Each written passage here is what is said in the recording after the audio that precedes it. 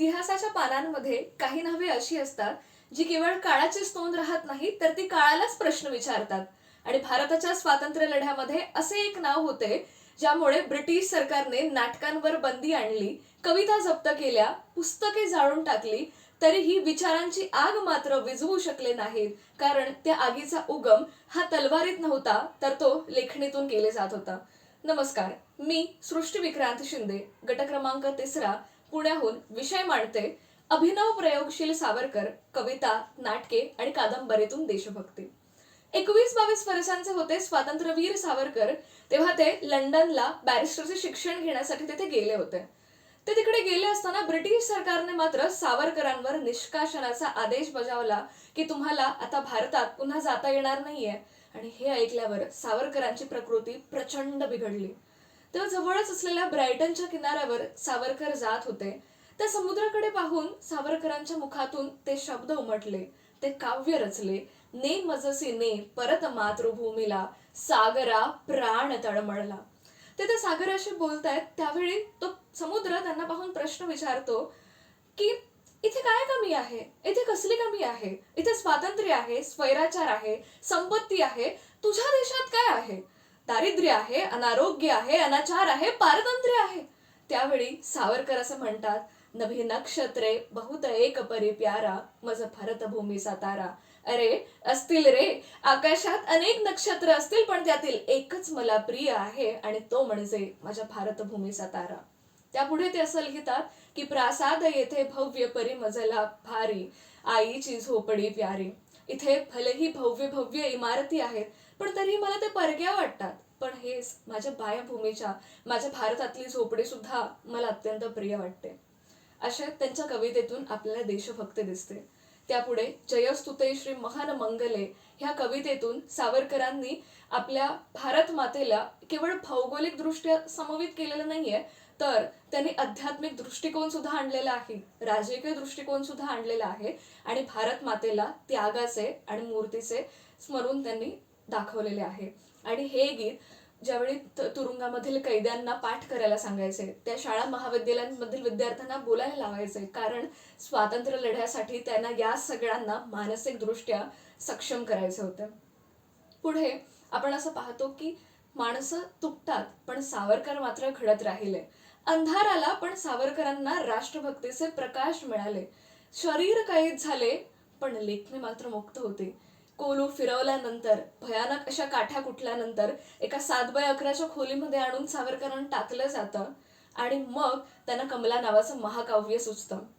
बरं, ते काव्य लिहून ठेवायला जागा नाही, पेन पेन्सिल काहीच नाही. मग ते जेलवरच्या भिंतींवर ते ओव्या लिहितात, त्या पाठ करतात, त्या पुसायच्या, मग त्या पुन्हा पाठ करायच्या.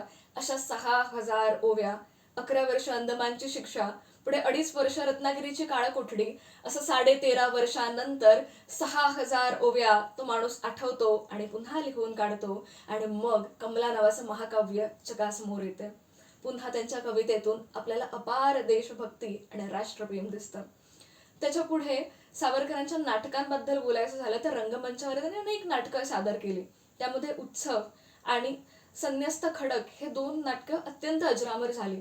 संन्यस्त खडक हे नाटक ज्यावेळी सावरकरांनी प्रेक्षकांना दाखवले, त्यावेळी त्यांनी असं सगळ्यांना ठामपणे सांगितले की अन्यायाविरुद्ध आपण जर गप्प बसलो, आपण जर आवाज उठवला नाही, तर हा अधर्म आहे. आपल्याला धर्मानिशी चालायचं आहे आणि आपल्या राष्ट्रासाठी जर आपल्याला शस्त्र उठवायचे असतील, तर हा पराभव नाहीये, हा कोणताही गुन्हा नाहीये, तर ते आपलं कर्तव्य आहे आणि आपली जबाबदारी आहे.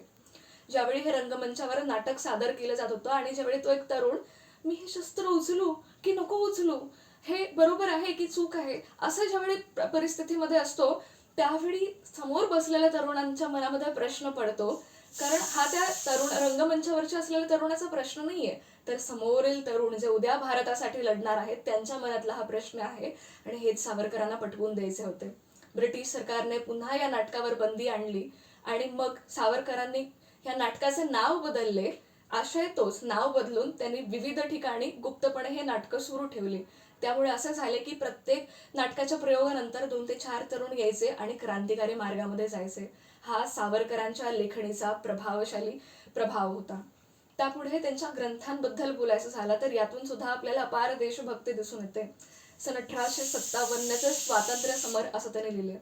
ज्या गोष्टीला इंग्रजांनी बंड म्हणून पुकारले त्याला सावरकरांनी स्वातंत्र्य म्हणून नाव दिले, स्वातंत्र्याचे युद्ध असे नाव दिले. त्यामध्ये तात्या टोपे आणि राणी लक्ष्मीबाई अशा अन्य विविध लोकांना आपल्या देशाचे आणि राष्ट्राचे पहिले सैनिक म्हणून त्यांना आपल्या इतिहासात त्यांनी अजरामर केले. पुन्हा ब्रिटिश सरकारने याच्यावर बंदी आणली. जे जे पुस्तकं छापली जात होते त्यांना जाळून टाकले, ते भारतामध्ये पोहोचूच दिले नाही. मग सावरकरांनी पुन्हा ते गुप्तपणे पाठवले. भारतात पाठवल्यावर ते गुप्तपणे ते प्रकाशित होत झाले आणि आपल्या क्रांतिकारकांकडे पोहोचवले गेले. ज्यावेळी आपल्या क्रांतिकारकांकडे ते गोष्टी पोहोचल्या त्यावेळी त्यांनी असं लिहून ठेवलेलं आहे की आज आम्हाला पहिल्यांदा वाटलं की आम्ही सैनिक आहोत आणि गुन्हेगार नाही. आणि हा सुद्धा सावरकरांच्या लेखणीचा प्रभावशाली वैचारिक उपाय आहे, प्रभाव आहे. हे सगळं घडत असताना त्यांनी हिंदू पदपदशाही असाही ग्रंथ लिहिला, जिथे त्यांनी मराठ्यांचा गौरवशाली इतिहास लिहिला. माझी जन्मठेप अशी आत्मकथा त्यांनी लिहिली. 6 सोनेरी पाने असा हिंदूंचा गौरवशाली इतिहास त्यांनी पुन्हा एकदा लिहिला. हे सगळं करत असताना त्यांनी उर्दूमध्ये गझला देखील लिहिल्या, पण त्या सुद्धा देशभक्तीसाठी. नहीं पाहोगे महशर में बंद मेरा जज्बा मेरा, मैं बंदा हिंदुस्ता का ये हिंदुस्ता मेरा. अशा अनेक गोष्टीतून त्यांनी आपली देशभक्ती दाखवत गेले. समारोपाकडे येताना मी एवढंच सांगू इच्छिते की भारताचे स्वातंत्र्य हे केवळ रणांगणामध्येच लढले गेले नव्हते, तर ते नाटकाच्या प्रयोगामधून, कवितेच्या ओळीमधून आणि पुस्तकांच्या पानामधून सुद्धा लढले गेले होते.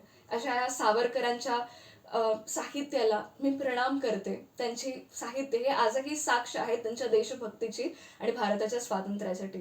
शेवटी देहाकडून देवाकडे जाताना मध्ये देश लागतो आणि या देशाचे आपण देणे लागतो. अशा महान उद्गाराला, महान व्यक्तिमत्वाला, प्रभावशाली सावरकरांना मी शतशः नमन करते. जय हिंद. धन्यवाद.